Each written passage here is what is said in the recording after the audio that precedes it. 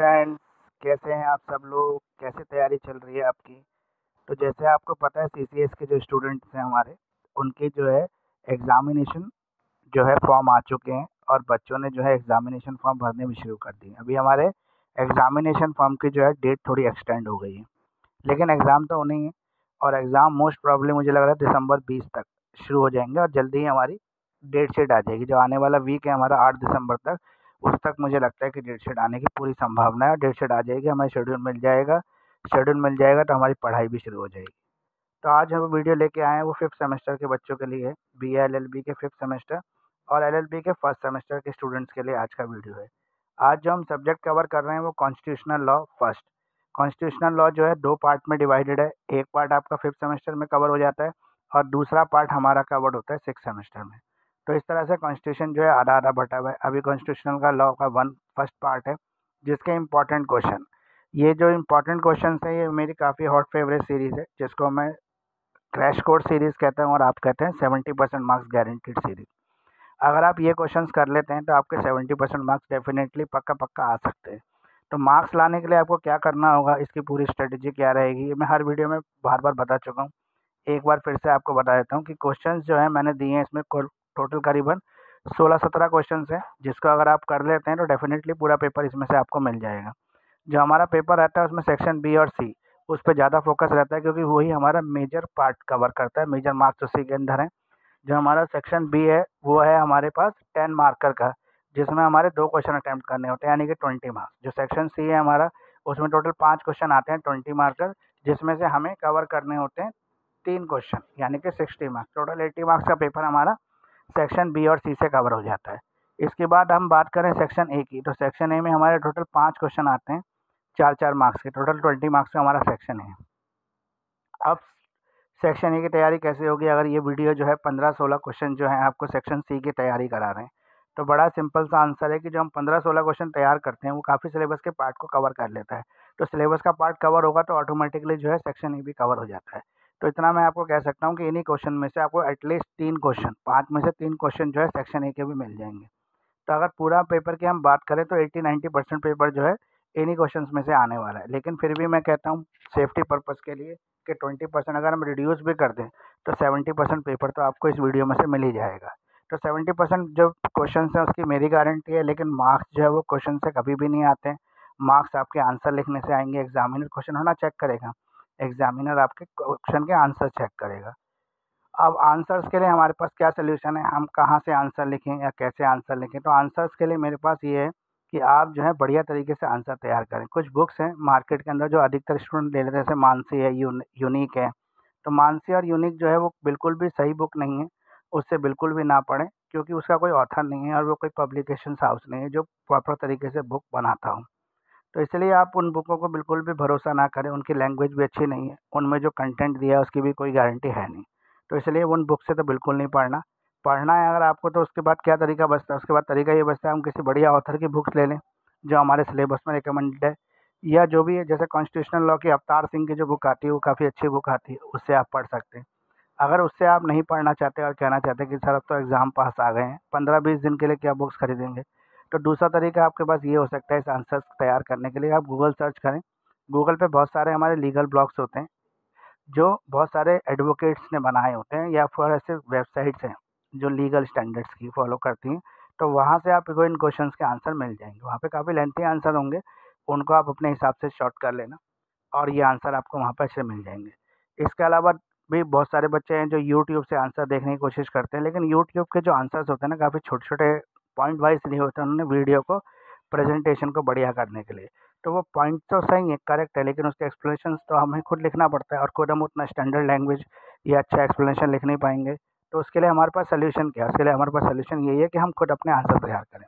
लेकिन अगर आप वर्किंग स्टूडेंट्स हैं, आप पढ़ाई के साथ-साथ काम के साथ-साथ पढ़ाई को भी मैनेज कर रहे हैं, या हाउसवाइफ़ हैं जो घर के काम को भी देख रही हैं और साथ-साथ पढ़ाई भी अपनी कंटिन्यू कर रहे हैं, आपके पास समय कम होता है, सुबह जाते हैं जॉब पे, शाम को आते हैं, तो आपके लिए एक सॉल्यूशन है मेरे पास कि जो आंसर्स हैं वो मैंने भी एक पीडीएफ फॉर्म में जो है बना के तैयार किए हुए हैं।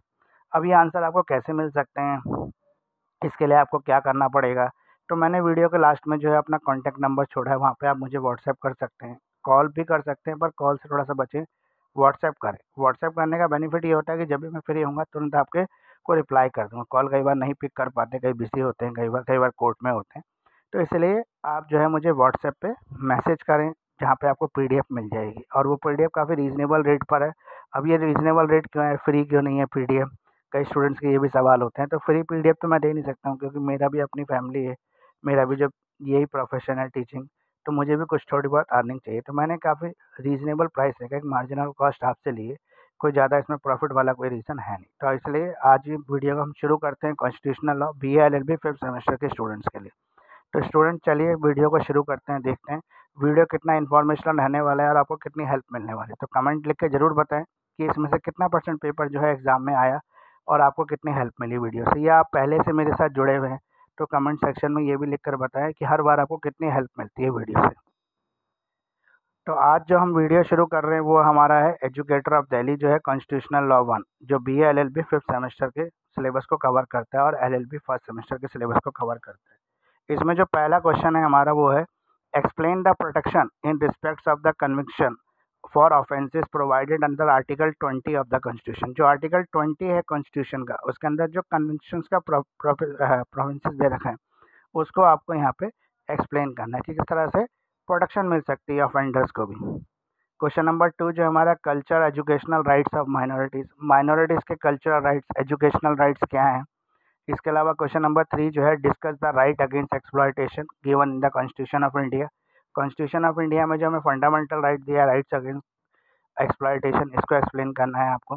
क्वेश्चन नंबर 4 है, discuss briefly the directive principle of state policy. जो हमारे कॉन्स्टिट्यूशन के अंदर डीपीएसपी है उनको एक्सप्लेन करना है, ब्रीफली डिस्कस करना है। Discuss the relationship between fundamental right and directive principle of state policy.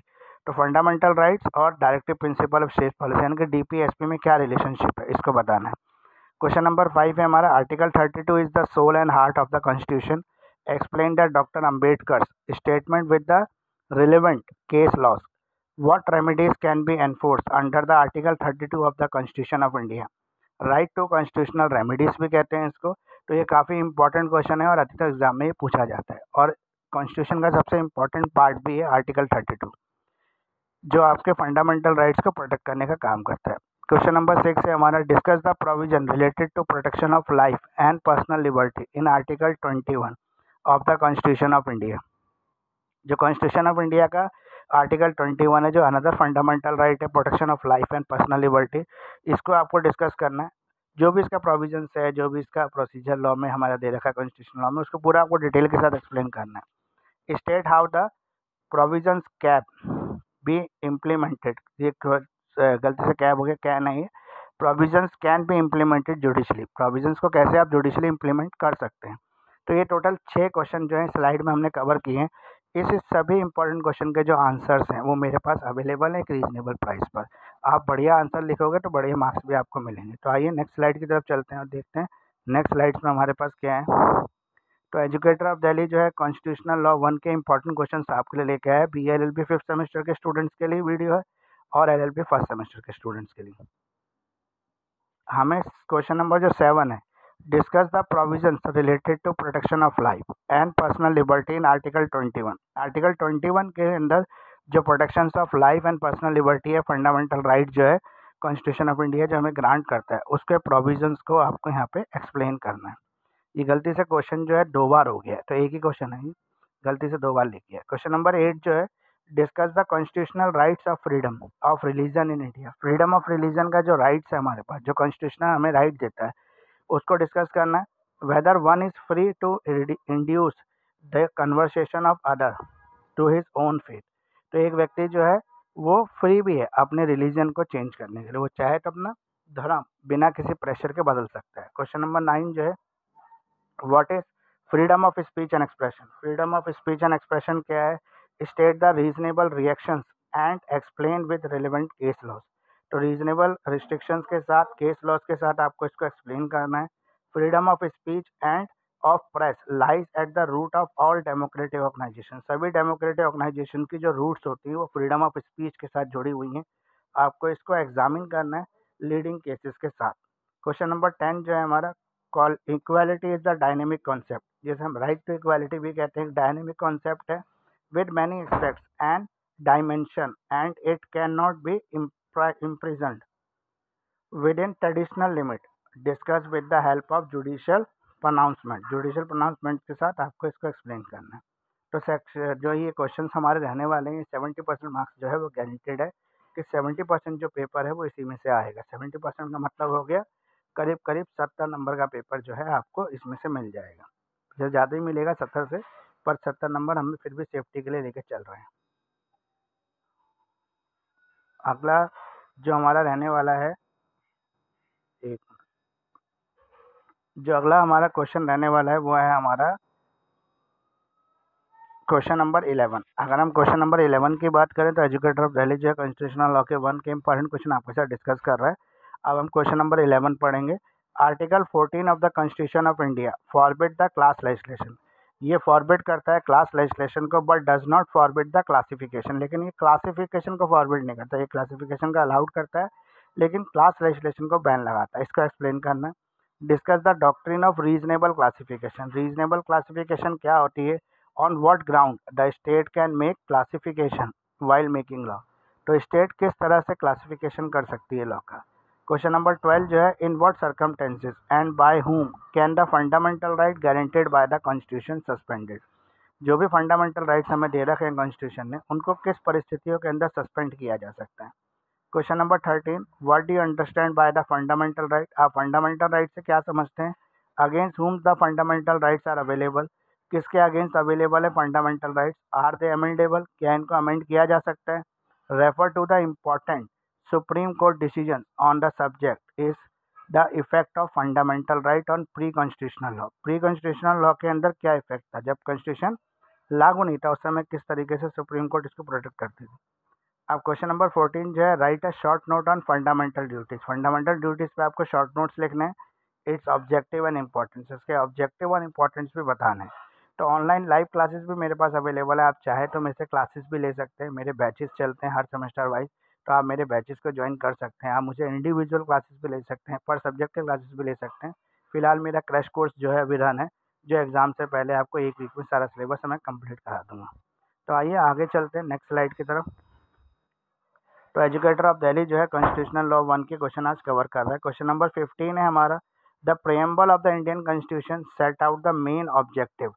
Preamble जो है वो मेन ऑब्जेक्टिव को कवर करता है कॉन्स्टिट्यूशन के, which the constitution maker wanted to achieve. जिस मकसद से उन्होंने कॉन्स्टिट्यूशन बनाया था कॉन्स्टिट्यूशन मेकर्स ने। डिस्कस द स्टेटमेंट, इस स्टेटमेंट को आपको डिस्कस करना है। क्वेश्चन नंबर 16 है हमारा, the constitution of India is the federal in the form but unity in the structure. जो कॉन्स्टिट्यूशन है वो फॉर्म में फेडरल है लेकिन स्ट्रक्चर में यूनिटरी है। डिस्कस करें इसको। As compare to other federal constitution what are the distinct features of the constitution of India.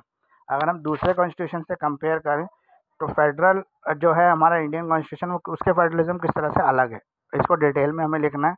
Describe the characteristics of the federal constitution. Federal constitution के कैरेक्टरिस्टिक्स क्या हैं ये बताना है।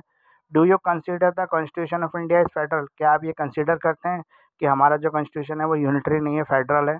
उसके रीजन देने अपने आंसर के। The Indian constitution establish the system of government which is almost a quasi federal features. जो इंडियन कॉन्स्टिट्यूशन के जो सिस्टम ऑफ गवर्नमेंट है वो क्वासी फेडरल फीचर्स के साथ है, rather than the federal state. ये प्रॉपरली प्योरली फेडरल नहीं है। विथ सब्सिडरी यूनिटरी फीचर्स, में सब्सिडरी यूनिटरी फीचर्स भी हैं, इसको एक्सप्लेन करना है। ये हमारे टोटल 16 क्वेश्चन अभी कवर हो गए। लास्ट 17वां क्वेश्चन, वैसे अगर मेरी सीरीज थोड़ी सी गलत हो गई तो एक क्वेश्चन 2 बार लिख गया, टोटल 16 ही क्वेश्चन है इसमें। इस वीडियो में टोटल 16 ही क्वेश्चन है। तो discuss the salient features of Indian constitution. Indian constitution के जो साइलेंट फीचर्स है वो आपको यहाँ पे बताने। टोटल आज के वीडियो में हमने 16 क्वेश्चन कवर कर लिए। इन 16 क्वेश्चन को अगर आप अच्छी तरीके से करके जाते हैं एग्जाम देने के, तो डेफिनेटली आपके बहुत अच्छे मार्क्स आ सकते हैं। और अच्छे मार्क्स आने का मतलब है कि आप जो है यूनिवर्सिटी के टॉपर भी बन सकते हैं, क्योंकि हम देखें अगर सीसीएस यूनिवर्सिटी का रिकॉर्ड रहा है कि 70% में टॉपर बन जाता है। तो इतने क्वेश्चंस करने के बाद अगर आप टॉपर बनते हैं तो काफ़ी वीडियो आपके लिए हेल्पफुल रहने वाला है। स्पेशली जो मेरा मकसद रहता है वो वर्किंग स्टूडेंट्स के लिए रहता है, क्योंकि वर्किंग स्टूडेंट्स के पास समय थोड़ा सा कम होता है पढ़ने के लिए। परिस्थितियाँ, जिम्मेदारियाँ उनके पास ज़्यादा होती हैं और वो ज़्यादा कठिन परिस्थिति में पढ़ाई करते हैं। तो उनको अगर कुछ ऐसी हेल्पफुल डोज मिल जाती है तो उनके लिए काफ़ी आसान हो जाता है। तो वर्किंग स्टूडेंट्स, जो हाउस वाइफ्स हैं उनके लिए, जो ऐसे बच्चे हैं जो अपना बिजनेस करते हैं उनके लिए ये वीडियो काफ़ी हेल्पफुल होने वाला है। जो जॉब करते हैं, जॉब के वर्किंग आवर उनके ऐसे है सुबह 9 बजे जाना है और शाम को 8 बजे घर आते हैं, फिर थक जाते हैं, पढ़ने का थोड़ा कम मन करता है, तो उनके लिए काफ़ी हेल्पफुल रहने वाला है वीडियो। वो इतना भी कर लेंगे तो अच्छी तरह से अच्छे नंबरों से पास हो सकते हैं। 70% मार्क्स की जो है वो गारंटी रहती है मेरी। और आप कमेंट लिख के बता भी सकते हैं कि अब तक 4th सेमेस्टर तक वीडियो कितने हेल्पफुल रहे हैं आपके लिए, अगर आप पहले से जुड़े हैं। अगर आप नए जुड़े हैं मेरे चैनल पे, अभी-अभी आए हैं, तो मेरा आपसे रिक्वेस्ट है कि आप आज ही मुझे सब्सक्राइब कर लें, लाइक कर लें और बेल आइकन को भी दबा दें। क्योंकि बेल आइकन दबाने से बेनिफिट आपको ये होगा कि जैसे ही मेरा वीडियो आएगा तुरंत आपको नोटिफिकेशन मिलेगा, आप तुरंत आप उसका फ़ायदा उठा सकेंगे। बिल्कुल भी समय ख़राब नहीं होगा आपका। तो स्टूडेंट्स आप पढ़ना शुरू कर दो। स्ट्रेटजी वीडियो भी मैं जल्दी ही लेके आऊँगा कि स्ट्रेटजी किस तरह से बनानी है। और अभी जो एग्ज़ामिनेशन फॉर्म में दिक्कतें आ रही हैं, उसके लिए भी एक वीडियो मैं जल्दी ही आपके साथ बना के शेयर कर दूँगा।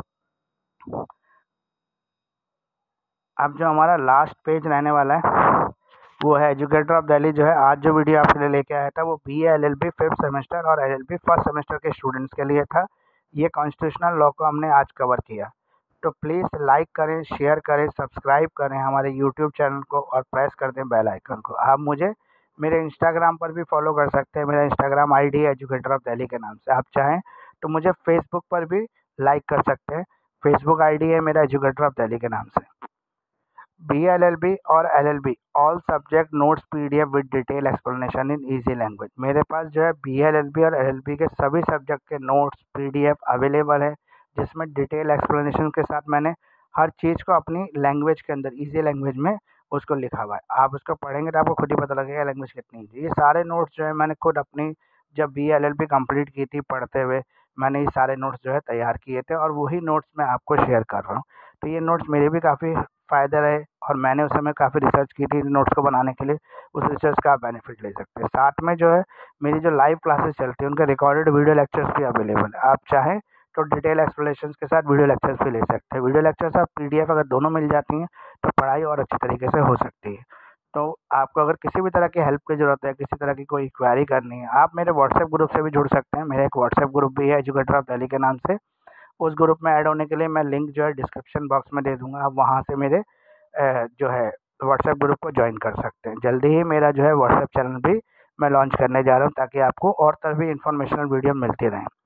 तो व्हाट्सएप ग्रुप से जुड़ने के लिए, मुझसे जुड़ने के लिए आप 9811948855 पर मैसेजेस कर सकते हैं, ईमेल कर सकते हैं मुझे। मेरा ईमेल आईडी है krat29.mukesh@gmail.com। इसके साथ आप मुझे इंस्टाग्राम पर भी मैसेजेस कर सकते हैं, फेसबुक पर भी मैसेज कर सकते हैं और भी किसी चैनल के थ्रू आप मेरे से जुड़ सकते हैं। तो कैसा लगा वीडियो आपको ये ज़रूर बताएँ, कमेंट ज़रूर करें। अपने जितने भी आपके व्हाट्सएप ग्रुप हैं कॉलेज के, उनमें ये शेयर कर दें ताकि अधिक से अधिक बच्चे इसका फ़ायदा उठा सकें। इवन स्पेशली जो आपके वर्किंग स्टूडेंट जो आपके फ्रेंड हैं उन तक ये वीडियो पहुँचा दें ताकि वो इस वीडियो का पूरा लाभ उठा पाएँ। तो वीडियो कैसा लगा आपको? वीडियो कितनी हेल्प दे रहा है आपको? ये सीरीज़ कितनी वेटेड है आपके लिए? कितना आप वेट करते हैं इसके लिए? ये सीरीज़ का इंतज़ार आपको क्यों रहता है? ये कमेंट लिख के ज़रूर बताएँ क्योंकि आपके कमेंट ही हमें मोटिवेट करते हैं और वीडियो बनाने के लिए, नए वीडियो लाने के लिए। साथ में हमारे सब्सक्राइबर अगर बढ़ते हैं तो हमें और मोटिवेशन मिलता है नए-नए वीडियो बनाने के लिए। तो थैंक यू फ्रेंड्स इतना समय देने के लिए, एजुकेटर ऑफ दिल्ली को इतना प्यार देने के लिए।